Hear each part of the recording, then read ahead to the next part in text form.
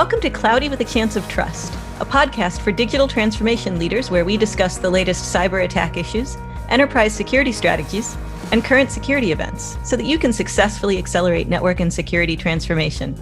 And now, here's what's on our mind this week. Welcome back, everyone, to another episode of Cloudy with a Chance of Trust, a podcast for transformative technology leaders. And I'm your host, Pam Kubiatowski. I'm really excited to welcome back Venkat. Venkat, welcome back to the show. And please, can you say your last name? Lakshminarayanan. And I am going to work on this. I think next week when you and I are together in person, we're going to help me get your name down pat so I don't butcher it. So my apologies, my friend. No worries. Yeah, you'll get there. So for all of you who are regular listeners, I'm hoping you were able to listen to our previous episode where Venkat and I focused on self-healing architectures and how it actually simplifies the operational aspect of being able to minimize outages with maybe your crown jewel applications. And today, we're going to talk a little bit about how you can make self-healing architectures happen in terms of influencing leaders and securing support. In addition to, what do you think about from a financial perspective, CapEx and OpEx relative to self-healing? And with that, so let's jump in, Venkat.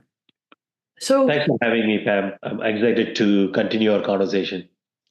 Yeah, no, this is great. You left me with a lot of questions because in the last episode, we did talk about the architecture. We talked about what self-healing architectures really mean, how there are a number of tools you may need to add in order to achieve that, but yet talking about the benefits to the business with being able to actually create that self-healing architecture. And it's not an entire platform, or it's not all your applications, I should say, will be self-healing, but you pick targeted ones, right, for the business, which are important to the business.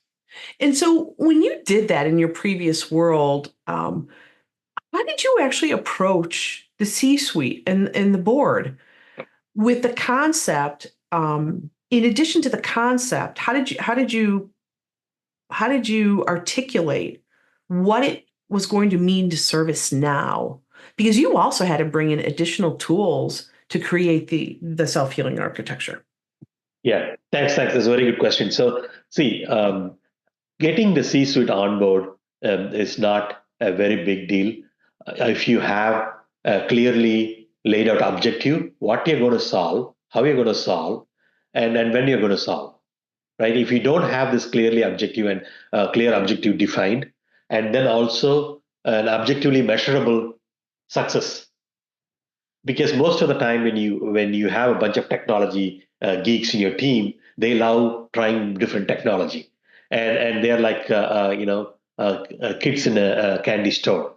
They want everything and they want to taste everything. But at the end of the day, if you don't have an objective goal and a date, it's very hard to go and sell up. And going back to your topic on CapEx versus OpEx, when the SaaS revolution happened, most of the CapEx actually already transitioned into OpEx. And you don't spend a lot of money on buying hardware anymore. If you are, as I mentioned, that we shut down all the data centers, so I don't have to necessarily invest on any CapEx buying hardware devices or servers, whatnot. So the transition has already happened, and because the way you present and get approval is that you have clearly defined objective, and also you are going to gain productivity gains. That is actually soft dollar savings. That is very easy to measure and sell, saying that because when you're having a growing company, if you don't increase the productivity of your support team or the end user, then you need to add more and more people. That's again, it's a human capital you're investing on. But with automation, you can say, the growth is at 30%. My team is going to grow only 5% or 6%. I wouldn't say it's a nil growth, but there'll be a measured growth.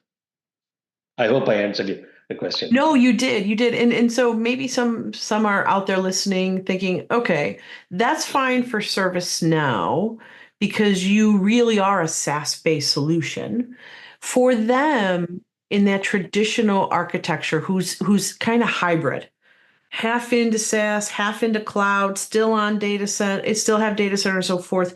Should they be taking anything into consideration and factoring in for planning anything different that you've seen or been witness to? Yeah, yes, sure. See, especially when you have a manufacturing company, there are a lot of IoTs and OTs that on in your shop floor or a manufacturing floor, you can't completely transform into a cafe network, right? But with all this new technology coming in, everybody wants to get in Gen AI, right? It's not only self-healing. It's a combination. It's a self-serve. It's a self-resolving, and then self-healing. Self-healing is machine-based. Rest of the stuff is human-based.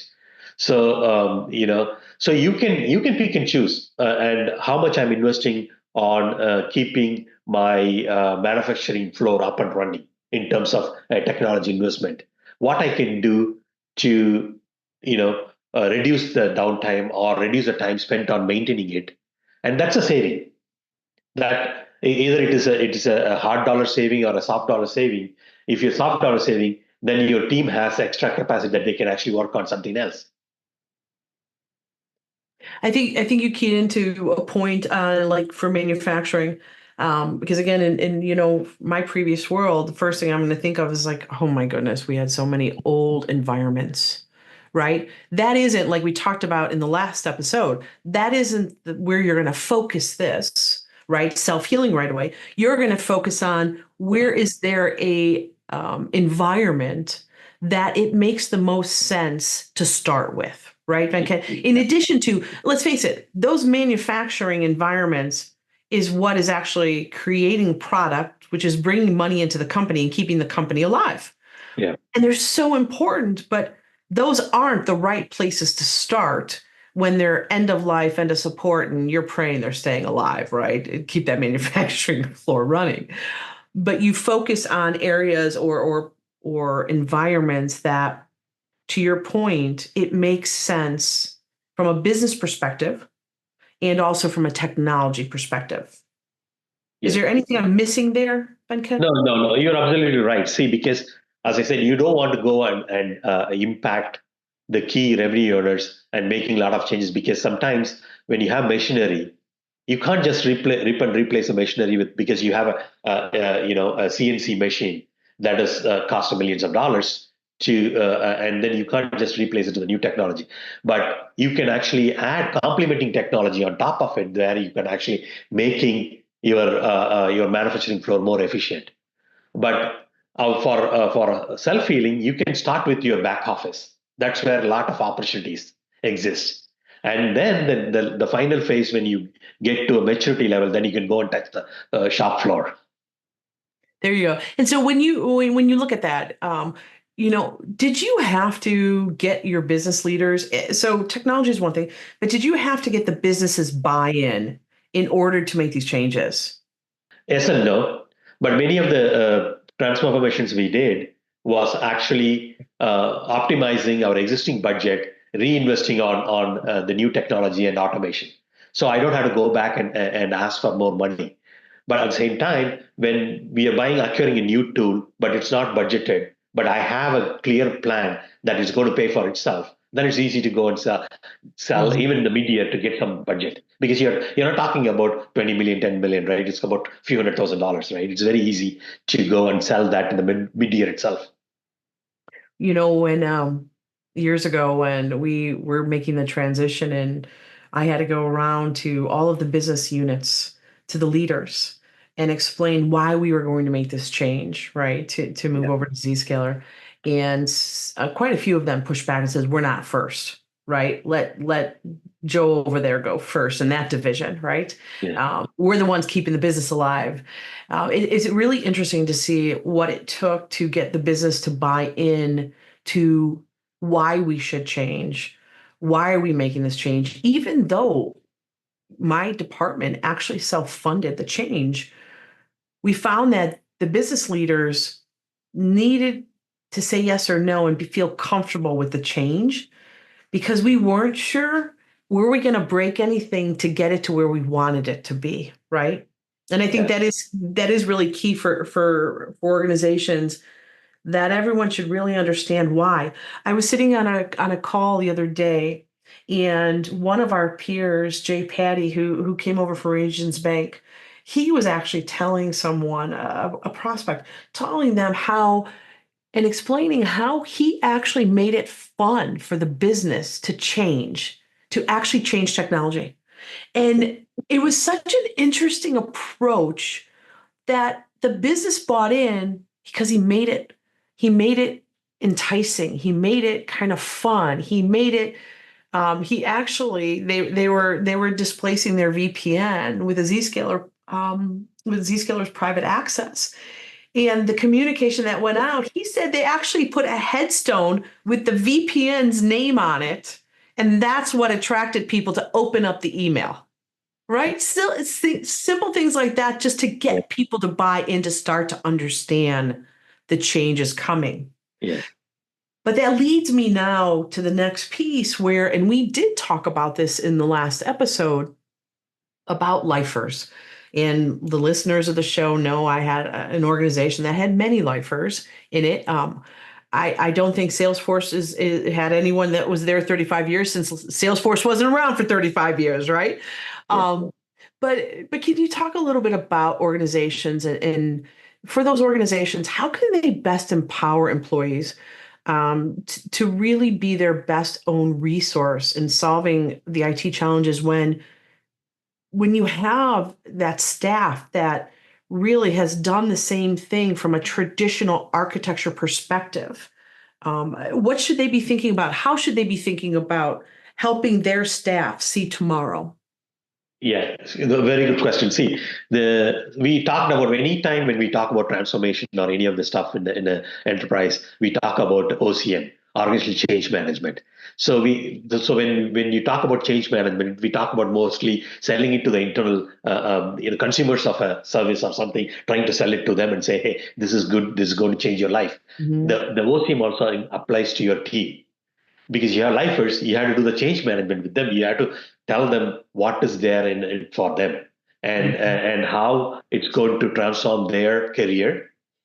And so in corporate parlance, right, nobody is born and is going to die in the same company, because you are it's a journey. As part of your career journey, you are working for XYZ company. Tomorrow you're working for ABC company. Mm-hmm. But what you learn from the XYZ company is going to get you in a better place in the ABC company. Mm-hmm. Right? So that is where the change management from the leadership level is helping. Guys, this is going to change. This is where the industry is heading.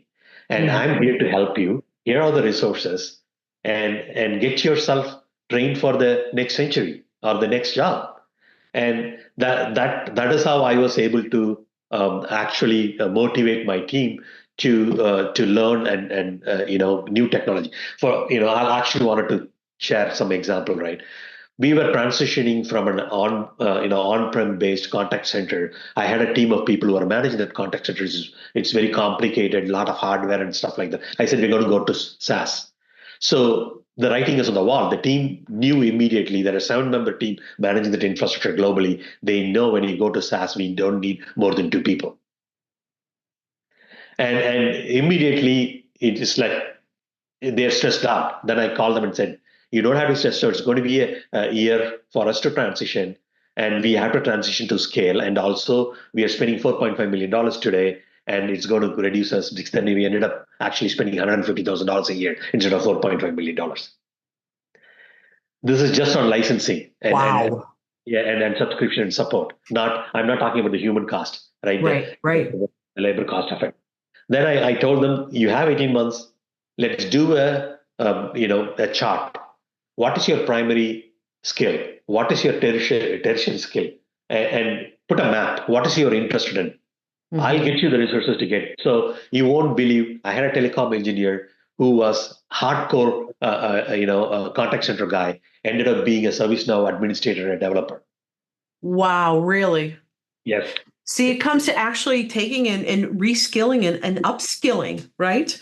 Yeah. And Venkat, I think it's a really important thing that I love your approach, which change management relative to your staff. I screwed that up. I didn't realize for those tenured individuals, that were close to retirement what this meant, right? And we talk about my poor guy Doug, and I've talked about this in many episodes where I just looked at him and I'm like, I don't know why you don't get this. Why aren't you excited about this transformation? He's like, what does it mean to me? But I didn't take the approach like you did up front, thinking that I needed to do change management for my people. I needed to see who was going to help us identify, like we talked about before, where were the bodies buried? Where were the band-aids, right? They weren't going to change. They weren't going to learn this new technology, but those that we could reskill, that we could get the training, that we're excited about their future career-wise and helping the company be successful in learning this new technology and helping transition, needed the lifer, right? To know that inherent knowledge to make sure that they, as they were making this transition, was going to be successful. So I love that approach and hopefully that's a big message that people need to take away. Make sure you focus change management not on just your actual users that will be using the new technology, but change management relative to your organization as well. Yeah, it is very, very, very important because see, the one of the lifers, the problem that it's not a problem; it's the practice of lifers is that they own a lot of tribal knowledge. Mm-hmm. Because when the company is growing, nobody takes a pass to document and everything that they do. So it's just in a rush, mad rush. We build everything. We don't document. Everything is tribal knowledge. So that's also scares the leaders. Mm-hmm. Should I go and change? If this guy leaves, what is going to happen? Right. Sometimes we have to jump into like a cesspool with good faith, right? And so another story I want to share, when we are migrating everything from our data centers to the cloud, public cloud and IaaS and PaaS, it's like a 8-9 year old of infrastructure, right? It's not very old, but it's relatively old.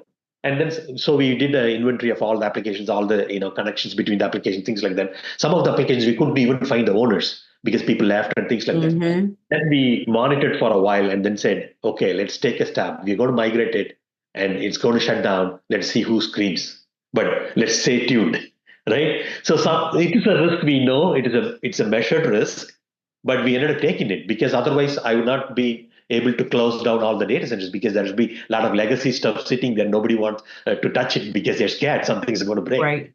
Right. And I love your view of legacy because your legacy was 8 or 9 years. And, where I came from, it was, oh my goodness, NT 98. And oh my Lord, really old. But, you have led really large transformative programs and projects at, like look at ServiceNow. What a fast growing company, right? What would your top piece, really, what would your advice be for those in similar situations looking to achieve lasting success while their companies think in terms of quarterly cycles? What advice would you give those individuals? Yes, good. So see, the key is, as being a leader going into a fast growth company, you have to understand that you cannot wait for the business to come and ask you for something. You have to be proactive. That means you making connections with the business. Understand what is your roadmap of the next 18 month, and even not the business, not the product teams, even the HR, everybody on the back office, on the HR. What is your hiring plan? Where are you going? So, and which geographic we are growing. So we can actually have some idea and start planning beforehand. And that is where when I talked about geographical expansion, many of the if you do the networking the old style, then you're talking to the local carriers, and then, hey, I need to bring in MPLS. I need to look at how my BGP is working. This thing, that thing. It just takes time, and you're building IDFs and wiring things. That is where you look at simplifying the network. I'm going to treat any office is going to be a cafe network. New office coming in, it's going to be a cafe network. So earlier, even if you are want to build a cafe network, but you have video conferencing units that they need to talk to the backend controllers, and but now you have Zoom. You don't need any controls. You don't need any room controllers hardware. They are all connected back. So when you're doing this, then you say even telephony, right? You have phones on the desk, then you need some hardware sitting on the branch offices. Nobody needs it now. So you can plan accordingly, saying that this is going to be a cafe network. I'm going to simplify it. I'm going to put a Wi-Fi, no wired connections. People come in. I'm going to treat them as they're being in a Starbucks. So things like that, you can start thinking, planning ahead, and that's going to get things done. And then the business will realize, hey, this I don't have to go on and wait for IT to be ready for me to be able to deliver something because they're already. Right. But it's really important. The message there, Venkat, is the day of yesterday that was also associated with a traditional legacy architecture. IT just functioned in the background. We put the IT in, and then it didn't really meet the needs of the business, but that's what we could do. Yeah. And now when you look at technology nowadays and where organizations are moving to and rethinking their technology architecture, in this change and in this digital transformation, not only are you going to transform your technology, you have to transform the way you approach your business. You have to be a co-contributor to the business, right? You have to be able to understand, where does the business want to go, to your point? Where are they going to expand? Where are they going to focus? How is this technology now going to enable them to do things that yesterday you would have had to tell them no? Yeah. So it really does become your role as technology leaders really has to develop into being, and for some companies, they have business relationship managers. But that's that person that kind of runs that middle between IT and between the business. But there's something still lost with sometimes with BRMs, business relationship managers, where from an IT leadership perspective, understanding the business, understanding the goals, what they're trying to achieve, how they want to do it, where they want to do it, is going to be key in how you digitally transform your organizations.